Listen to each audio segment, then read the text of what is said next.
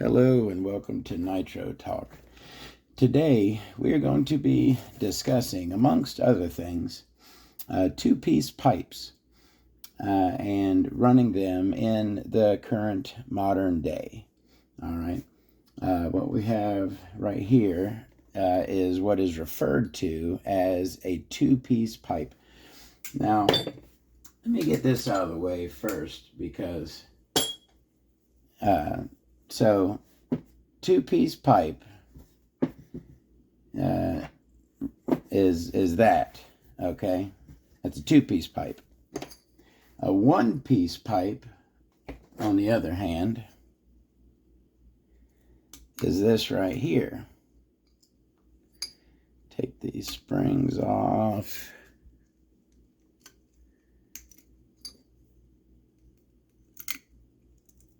All right, so what we've got right here is a one-piece pipe. One-piece pipe, two-piece pipe. Now, if we're just talking about the pipe, okay, that's 1-1. One piece, right? What are we talking about? Two-piece, one piece, right? Okay, so we're talking about the whole setup with the header. All right, well then, that's a three-piece pipe, and that is a two-piece pipe, right?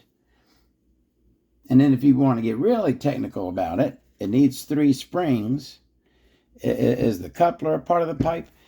No. So I was thinking about it. Why? Why do they call it a one-piece pipe? And what my theory is that when they are joined, the coupling is so secure that it essentially becomes one solid piece. All right. I think that's why they call them one-piece pipe, two-piece pipe. Even when you have a very well connected two-piece pipe set, right? You can still kind of move them independently of each other. Whereas with the one-piece pipe, they are locked together into one piece. Okay. I don't know. That doesn't mean anything. All right. What are we here to talk about? We're here to talk about running two-piece pipes. Now, big block and small block is very different when it comes to piece pipes, right? Most small blocks, most RTR small blocks, unless you are racing a .12 touring car or something, some of those will have one-piece pipes. But most small block things, like you get an RS4 or something, it's going to have a pipe with a coupler on it, right? A two-piece pipe. But when it comes to big block engines, buggy racing, which is what I like to do, pretty much nobody nowadays runs a two-piece pipe setup, a pipe and manifold with a silicone or rubber coupler. Well, why not? They are inferior. The one-piece pipe has a much secure connection. It is a superior performing product. They are locked into that they don't move at all. And when you do a two-piece pipe right, it doesn't really move either. And that's another thing. That's one of the main things I want to talk about. So the reason why I'm making this video, I was out the other day at the track working on another video, which is coming. And I was running this right here. I kind of wanted to do an old school thing, and to me, two-piece pipes, especially big block ones, seem old school. And this pipe here is pretty old. This is an older SH pipe, probably from the 90s. Anyways, I was running this thing, and I had some issues. I had an issue like this. Now, I had not heard this sound in a long time. A lot of y'all probably have not heard this sound in quite some time. So check this out. Whoa. We know what that is. And then after, putting it back together and being out at the track, I had one more. Here's that for you as well. And there we go again. Now, after that happened, right, I'm thinking to myself, well, it's not like you can't run a two-piece pipe. I was doing something wrong, right? There was something that I was missing. And it's a very, very important thing when running these two-piece pipes. And that is cleaning the coupler, the pipe, the manifold, everything free of oil. Like I said, this is the pipe and manifold and coupler, the complete setup that I was running on that buggy. And right there is what the problem is. No matter how tight, right? See, I'm pushing it up onto the pipe, making it bigger, right? Stretching that zip tie very, very tight now, right? Still comes right on off because there's oil on the coupler manifold. You can see it right there. You have to put these together when they are absolutely clean. So I'll give you an example of that. And this pipe here was an OEM pipe, came on. I forget exactly which vehicle it came on. But one of, what's an example? One of those that ran an SH engine, like an Exceed or something, right? But anyways, this was put together at the factory. And as you can see, now I'm gonna twist this, and there's kind of a line right there in the rubber, right? You see that? Now watch when I twist this. It's staying straight over here and over here. It's twisting in the middle where they connect. That is because this thing is secured. I mean, I probably could rip it apart, but this thing is on there because it was absolutely clean, completely free of oil when it was put together. So it has an excellent grip. And also it's been sitting for 10 years, so that'll help it to grip onto it as well. But the key point is these need to be cleaned absolutely free of oil when you put them together to get a tight connection. All right, that's the main thing, but there's one other thing I want to point out, and this was a problem that I had with the buggy. After we discuss basically some two-piece pipe tips is what we're talking about right now, we're going to talk a lot about headers, so stay tuned for that. So this is the buggy that I was running in those videos. And this is the pipe that I ended up taking off the old SH and throwing on the classic OS 2050 so that I could continue running. There was another issue besides that. That was the main issue, but this did not help. So let me go ahead and... Oh, yeah, that's the thing I wanted to do before I undo this. You can see this pipe is attached, right? It is solidly attached.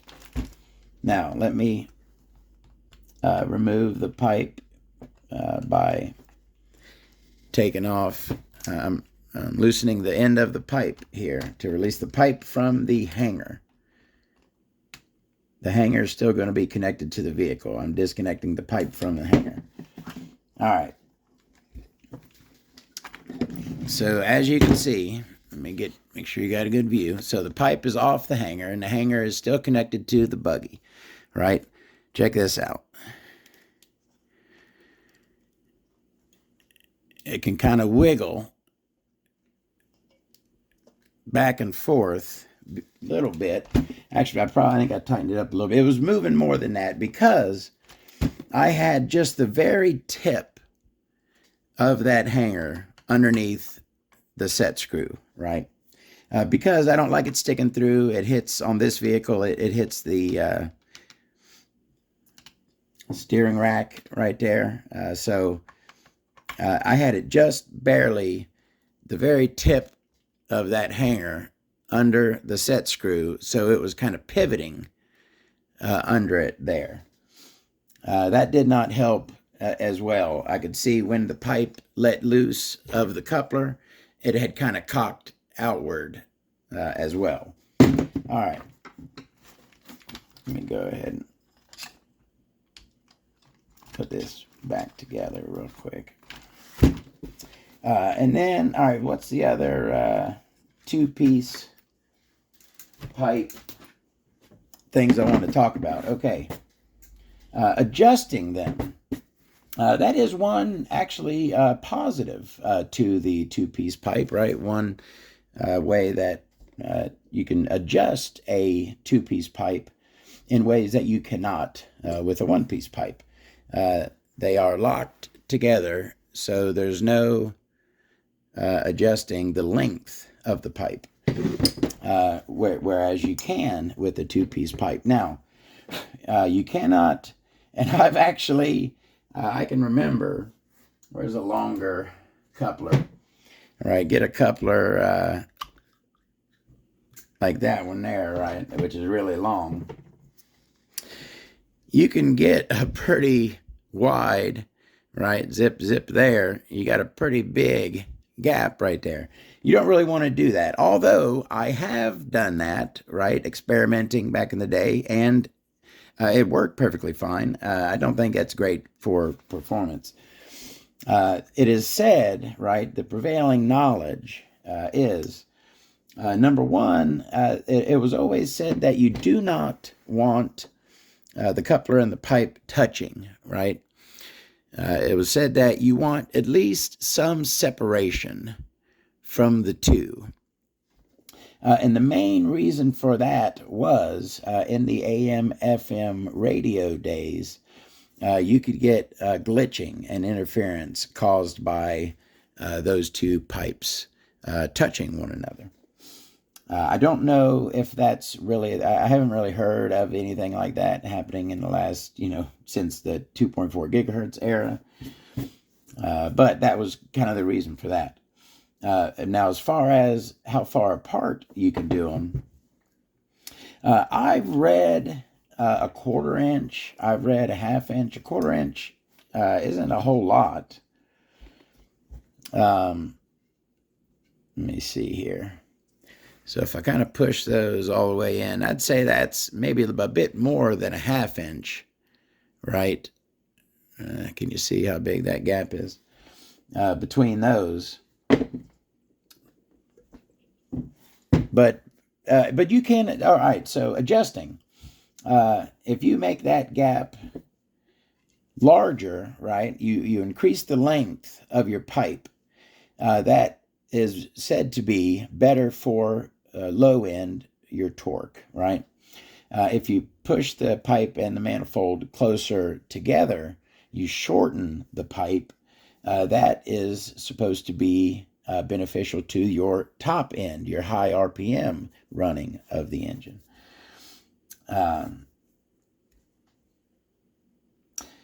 Zip ties. Okay, that's the other thing I want to say, and I think that's about it.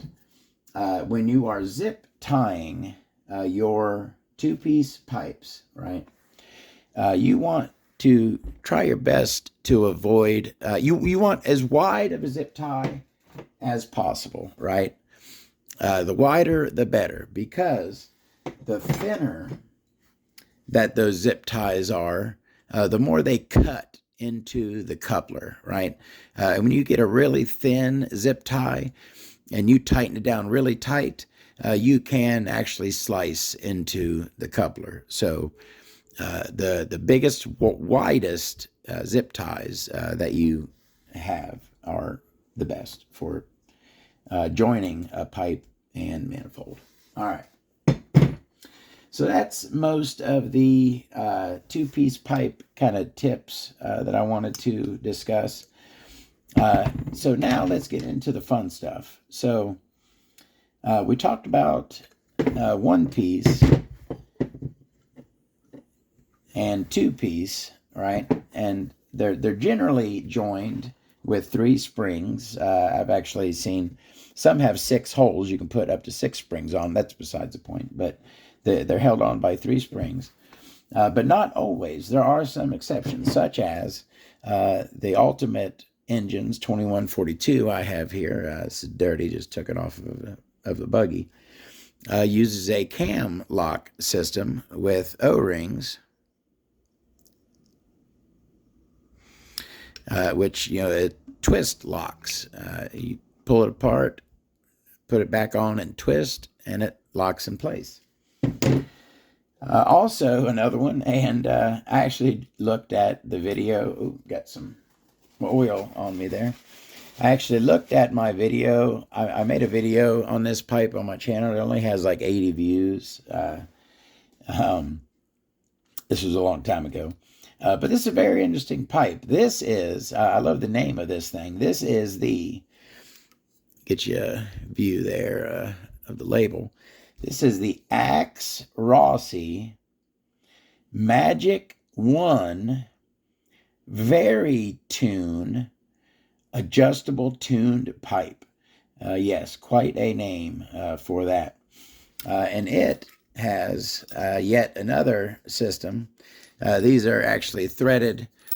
The manifold is threaded righty-tighty, lefty-loosey, and the pipe is threaded righty-loosey, lefty-tighty, so that when they are together, you can take the included supplied wrench that came with this when it was new, and you could turn that coupler, and the pipe and manifold would move together and apart to adjust the length of it. And these do have O-rings in there to seal. Very interesting classic pipe right there. Now, when you are connecting to the engine, right? So usually they're held on with springs, although some, like the Traxxas has bolts that come through the manifold into the crankcase. Some of the old Kyoshos and OS engines had a coupler like such, which also bolted onto the engine. I just wanted to really talk about some of these. I never went through my manifold collection. I went through all my pipes. I went through, at this point, pretty much all of my collections, but I don't think I ever showed my manifold tub.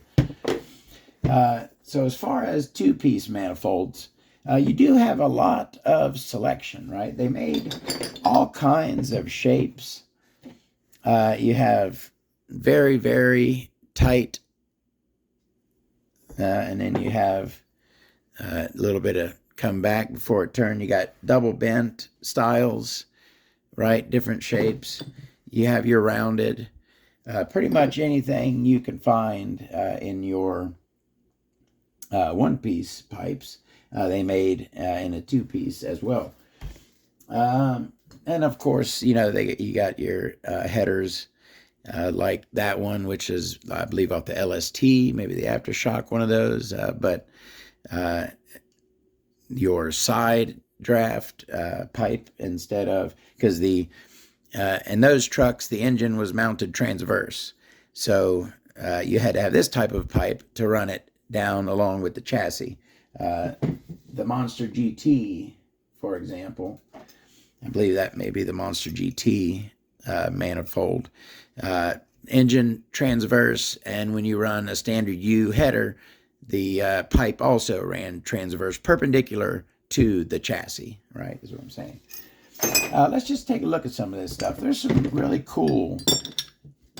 oh, yeah, and also, like I was saying with big block and small block, there's a lot more small block, all kinds of cool shapes. Let's take a look at some of these. So that's for a rear exhaust engine, comes out this way, right? probably a transverse car, and for the pipe to run parallel with the chassis. You have that right there, which is your classic MIP header. This was generally for an RS4 and a very sought after piece. Just unique shapes. Those are kind of similar to one another, but a little different. You have super tight U shapes, right? A super tight U shape as opposed to the very wide U shape, right? You have these things. I believe these came on Kyoshos. I believe my Kyosho Landmax had one of these. I call this like a 2/3 coupler because it takes up. You're only left with 2/3 of it. Your manifold is like a 2/3 manifold when you're using one of these couplers. But yeah, and instead of just being a straight piece, it curves up a little bit, and the pipe meets it after the bend there. All right, that's kind of weird. This is one. This I feel is one of the most recognizable, identifiable manifolds for people who are in the know, been doing nitro for quite some time. You can look right at that. I think who's going to be the first to get it. Comment down below which header that big, beefy one right there is. And then, yeah, maybe one of these days I'll go through. I don't really think there's a reason to go through every single one of these. There's some cool stuff in here. See how that one says torque on it. Kind of hard to see, but yeah, it says torque is at the RB one. I got a headers are cool. There's a bunch of different ones. That's a classic Savage header, right? If I can instantly recognize that as a Savage header. Any of the ones with that style where it meets the engine, I instantly know are Traxxas manifolds. That one right there, looky there. Now, I don't know if, did that come like, it's just weird looking. It's definitely broken or something. It's not. But a screw tightened manifold right there. I guess that's stock factory. It looks weird to me, and it looks damaged. Let me get that screw out of there. We can take a little better look at this thing. Is that 2.5?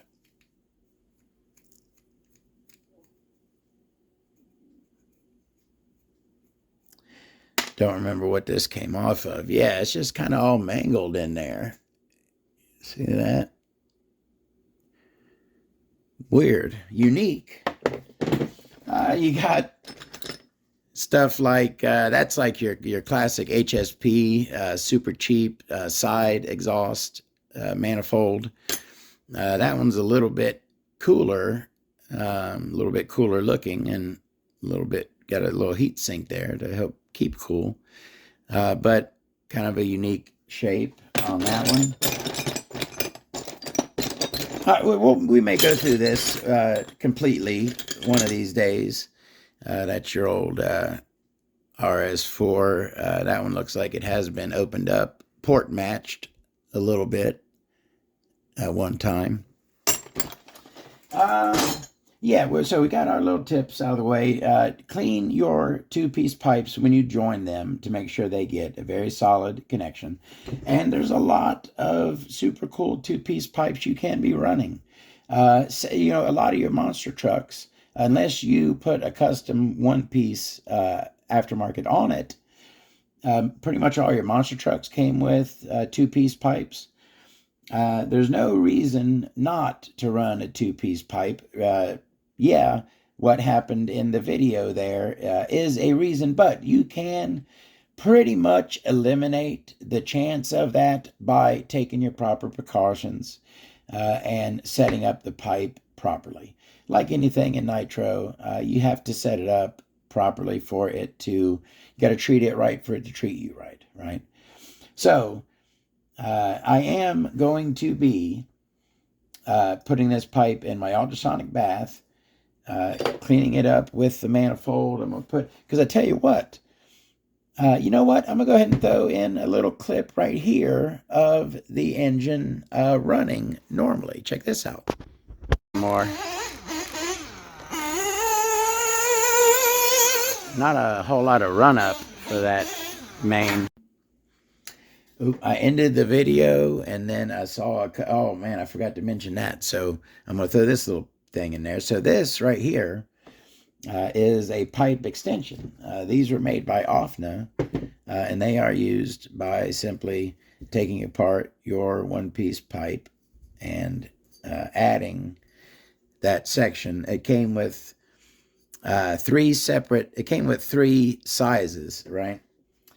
You see these open rings right here has 1, 2 open rings. I call these ones up here closed, those 2 open.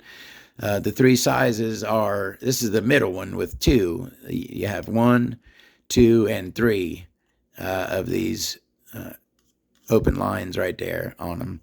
And that's your 3 different sizes. But they are used to increase the length of your pipe. See y'all. All right, couple other things I wanted to, I'm sneaking in here with, I forgot to talk about retaining rings. We're going to talk about that in a second. But before we get to that, I also wanted to mention about that Axe Rossi Magic One Very Tune Adjustable Length Tune Pipe. Those old Rossi engines, okay, the Rossi Black Magic, which I have a video on my channel. They are unique in that the exhaust outlet is angled downwards, right? On a normal engine, the exhaust outlet comes pretty much straight out the back of the crankcase. But on those old Rossi engines, it had a slight downward angle. So what you get is on this pipe that is made for that engine, it is not, it's kind of hard to see, but like on this pipe, these 2 lines are perfectly straight with one another, whereas on that manifold, they are twisted ever so slightly because it's angled upward to meet that downward angled exhaust outlet. And I had actually taken, it's pretty simple. If you don't have the coupler, the manifold that was made for that engine, I did modify a standard header by just simply twisting it, and I was able to make a standard header work on that Rossi engine just by giving it a little twist. All right, let's talk about retaining rings and then we'll be out of here. Number 1 tip, try to keep the retaining ring with the manifold that it is used for, because they are different sizes. They're not a universal size, as you can see. So they usually have a lip that they will sit on. You see how that, oh, let me get you up in there good. It's got that ledge right there, and the retaining ring fits right on that ledge beautifully. Whereas this one is too small and you cannot get it to sit on the ledge. Now, could you make this retaining ring work? Yes, you could. You could get it to work, and I have done that. You got to do what you got to do, and it will function. You have, and this is just something I thought was cool. So these are pipes from the OFNA Monster Pirate, right? These are stock Monster Pirate pipe setups. And the retaining ring on those just has kind of like a V cutout. That's kind of cool looking. It doesn't have a hole to attach your spring to. It just has like a little V cut there. But then you have, and I don't know why, I have this thing with sets, right? With completing sets, with having all of a certain thing. For example, I keep in my Venturi drawer here a complete set, 100% complete set of the Novarossi Venturis, right? What is it? 5.6, the tiniest one, and then 6, 6.5, et cetera, all the way up to 9 is the largest. But that right there, is that the 8.5? The 8.5 is kind of a, not super rare, but you don't see the 8.5 very often. Anyways, but the complete set, right? You have, when it comes to retaining rings, you have your V cut out, like I said. You have one hole. You have two hole, right? I'm talking about the holes for the springs to attach to.